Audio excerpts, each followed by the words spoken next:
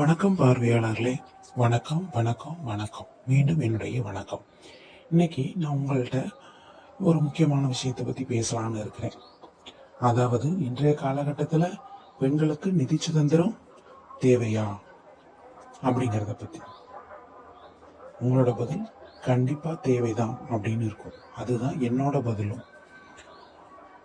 ஏன் பெண்களுக்கு நிதி சுதந்திரம் வேணும் அப்படிங்கிறத பற்றி கொஞ்சம் தெளிவாக உங்களோட பேசலான்னு இருக்கேன். இன்றைய காலகட்டத்தில் பணம் அப்படிங்கிறது மிகவும் ஒரு அவசியமான தேவை அப்படிங்கிறது எல்லாருக்குமே தெரியும். இன்றைய காலகட்டத்தில் எல்லா காலகட்டத்திலையும் பணம் நம்மளோட வாழ்க்கையில் ஒரு முக்கிய பங்கு வகிக்குது. இதை மறுக்க முடியாது. அதே சமயம் பெண்களுக்கு நிதி சுதந்திரம் இப்பொழுது பெருவாரியா பேசப்படுது. ஏன்னா முன்னாடி காலத்துல பெண்கள் வீட்டு வேலைகள் பார்த்தாங்க. அவங்களுக்கான தேவைகள் எல்லாமே அந்த வீடு குடும்பம் அதற்குள்ள முடிவடைவதா இருந்தது. ஆனா இன்றைய சூழ்நிலையில பெண்கள் வேலைக்கு போக ஆரம்பிச்சிட்டாங்க. அவங்களுக்கான தேவைகளை அவங்களே நிவர்த்தி செய்யற அளவுக்கு முன்னேறிட்டாங்க. இது வேலைக்கு போகும் பெண்களுக்கு சாத்தியமான ஒரு விஷயம், நிதி சுதந்திரம் அப்படிங்கிறது. அதே நேரத்துல வீட்டுல இன்னும் நான் ஹவுஸ் ஒய்ஃப் அப்படின்னு சொல்ற பெண்களும் இருக்காங்க. அவங்களுக்கு இந்த நிதி சுதந்திரம் எப்படி கை கொடுக்கும், எப்படி அதை அவங்க சாத்தியமாக்குவாங்க அப்படிங்கிறத சில வழிகளில் நம்ம என்ன செய்யலாம், நிவர்த்தி செய்யலாம்.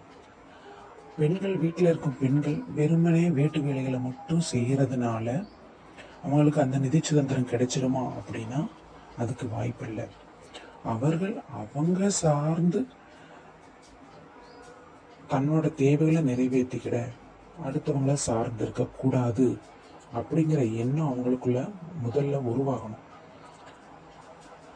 எனக்கான தேவைகளை நான் நிவர்த்தி செய்து கொள்ற அளவுக்கு எனக்கு நிதி சுதந்திரம் வேணும் அப்படிங்கிறத அவங்க முதல்ல உணரணும். அப்படி உணர்ந்துட்டாங்க அப்படின்னா எந்த வகையிலையாவது அவங்களுக்கான நிதி தேவையை அவங்க கண்டிப்பா பூர்த்தி செய்கிற திறமை நம்ம பெண்களுக்கு இருக்கு.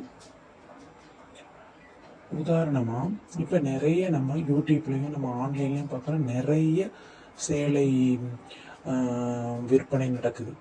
அது எல்லாமே மேக்சிமம் பண்றவங்க யார் அப்படின்னா வீட்டுல ஹவுஸ் ஒய்ஃபா இருக்கிறவங்க தான்.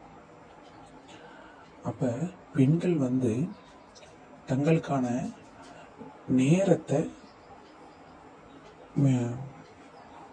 வீணடிக்காம குடும்ப வேலைகளை எவ்வளவு சீக்கிரம் முடிக்க முடியுமோ அதை முடிச்சுட்டு தனக்கான ஒரு நேரத்தை ஒதுக்க முதல்ல அவங்க பழகணும்.